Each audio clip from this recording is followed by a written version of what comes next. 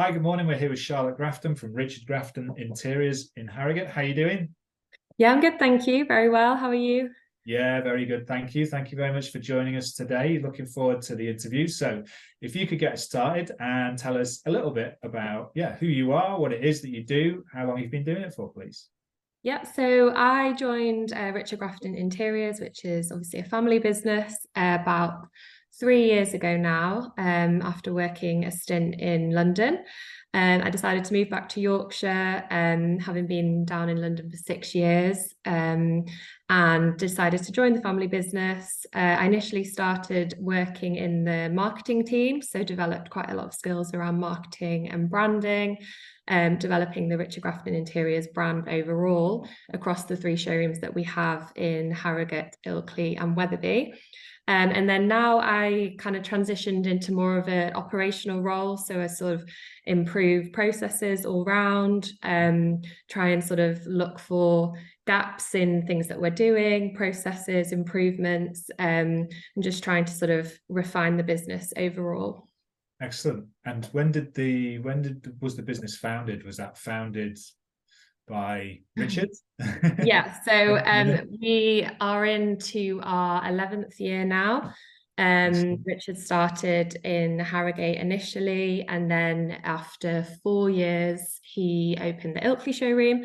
And then we opened the Wetherby showroom. It was actually during the year of COVID. So we'd planned to open literally just before we went into lockdown, which wasn't the best timing in the end. But we then managed to have a sort of soft launch in the summer of that year. Unfortunately, we couldn't obviously have people in the showrooms and do sort of a big welcome event because of the restrictions that were in place. But it's trading really well at the moment. And I think the locations that we've got in the three sort of spa towns have been really beneficial for us in capturing such a wide audience across Yorkshire. Brilliant. Yeah, I did notice on the website, I thought 2020 with Wetherby, wasn't it? That's right. Yes. Wow, that must have been interesting times. I'm assuming that the opening of that was planned before all lockdowns and all that. Yeah, we were ready to go. It was a bit of a shame. It looked really smart. And The whole showroom we transformed an old pub building. It's grade 2 listed as well, so quite old looking building, but really smart, obviously interiors inside. So yeah, it was a bit of a shame, but luckily we could open a couple of months later, so it wasn't too bad. and in terms of as a business then, and how you sort of stand out from what you do with Mhm. against other people in the sector, what would you say is your unique points? So we often talk about sort of like a holistic approach to design. So a lot of people who are doing similar things to us, whether that's kitchen design or purely interiors, tend to just focus on that sole sort of specialism.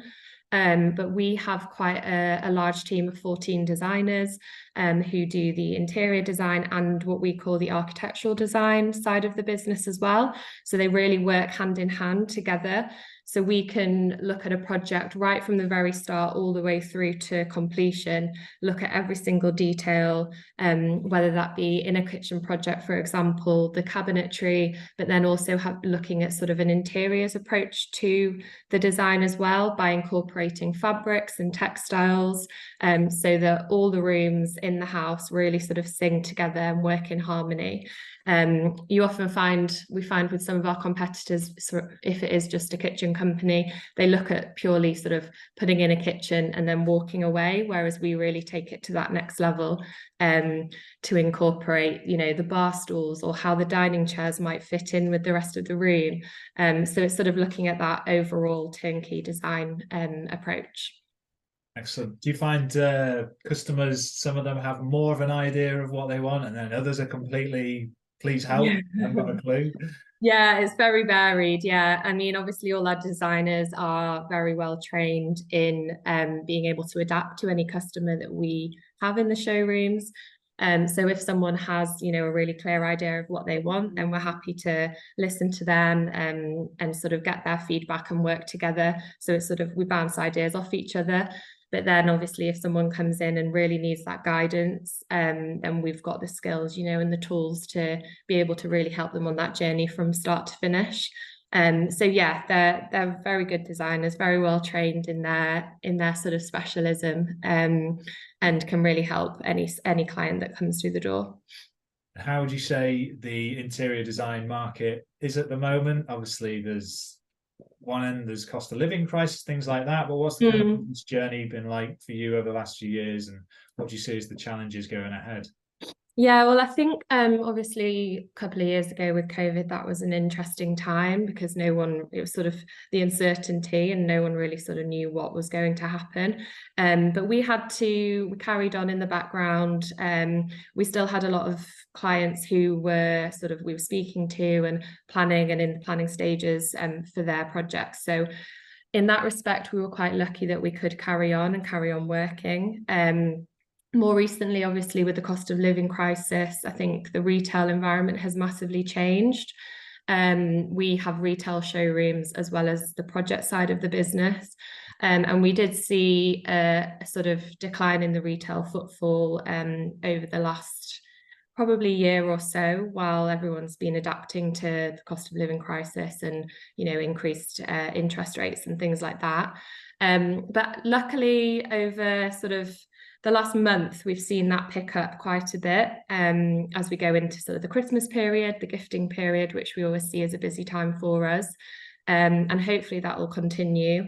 Luckily as well, obviously we've got the project side of our business as well, which hasn't really slowed down, which is a really positive thing for us. I think if people are sort of saving up to do their homes or they want to do a big project and they've sort of set that money aside to do that, then the demand is still there and people still want to improve their homes and do sort of larger scale extensions and projects. So yeah, in that respect, we haven't really seen a decline, which has been really great for us. Brilliant. So moving on to yourself then, and since you've been in the family business, what would you say is the biggest lesson that you've learned to date? I would say, I mean, I haven't been in the family business for that long, I guess. But in the 3 years, I have learned a lot, and I've sort of expanded my knowledge in a lot of different areas. I think the biggest learn for me since joining the family business has been kind of figuring out what type of leadership skills I have and what type of leader I need to be to manage a team of, 24 we are now.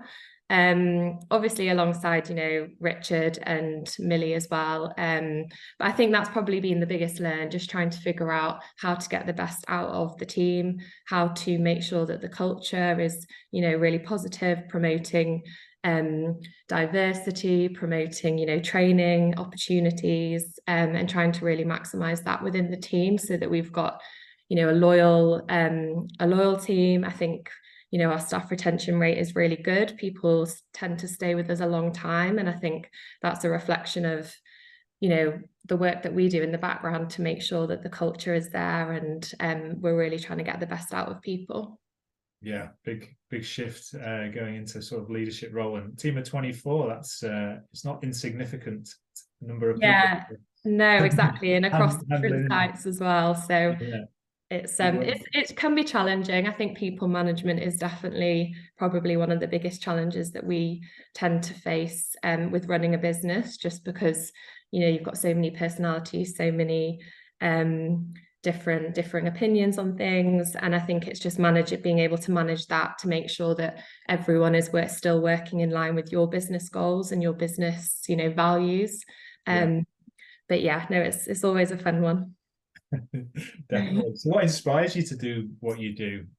Could it be the people that you work with, friends, family? What's the inspiration that you have and use? I think, to be honest, I never really actually intended to join the family business. That was never my plan, starting out, in full-time employment. But ever since I have been in the business, I think what inspires me is, seeing the successes day to day, and that kind of motivates me to drive, innovation. We're always wanting to adapt and change and improve. That's like, a sentence that we use all the time to our team, always trying to look for the next new thing, keeping on top of industry trends. And because, everything does change so quickly. You know, trends change all the time. I think that kind of inspires us to, and inspires me to always be on the lookout for, you know, the next new thing. And just, yeah, success really kind of inspires us to keep going and push us to do more. I bet you see some wonderful projects as well that you get to work on. Yeah, definitely. I think, but I still do quite a bit of the marketing as well as the operational side of things.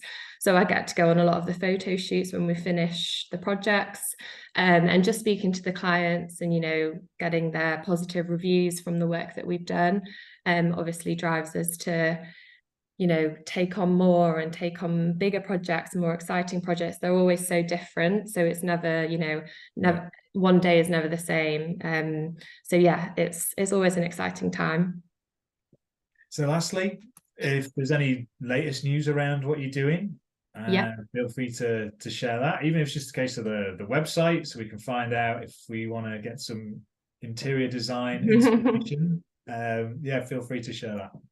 Yeah, so we one of the projects I did work on was developing our online shop. So I mentioned before that we've got a retail side of the business as well as the project side. So you can shop all of our accessories online on our web shop, which are obviously available for delivery. So a lot of customers that we do get aren't local. So if you aren't local and you fancy some nice interiors, accessories and bits and pieces, then you can shop those on our website. So that was an exciting addition a couple of years ago that we added on to sort of our what we do, our services. And then we are also developing the Harrogate showroom. So we're going to be installing a new kitchen there. So that's going to hopefully be by the end of the year. I think that will be completed. And we're trying to sort of expand our kitchen offer. At the moment, we've only got a kitchen on show in our Ilkley showroom. So obviously we can direct customers there to have a look at it, but having, you know, more on show and more on offer of what we actually do and what we can deliver, I think that'll be really beneficial for the customers as well. So that'll be, yeah, this year we're hoping to have that completed. And then who knows, we're always on the lookout for another project. And is that in terms of the website, what's the web address that we can go to? Yeah, so it's www.richardgraftoninteriors.com. And there you can see our portfolio, how we work, our process, the services that we offer, and then obviously the shop that I mentioned as well. Excellent. Charlotte, thank you very much for talking with us today. It's been an absolute pleasure. And I wish you all the best for the future of the business. Thank you very much for having me.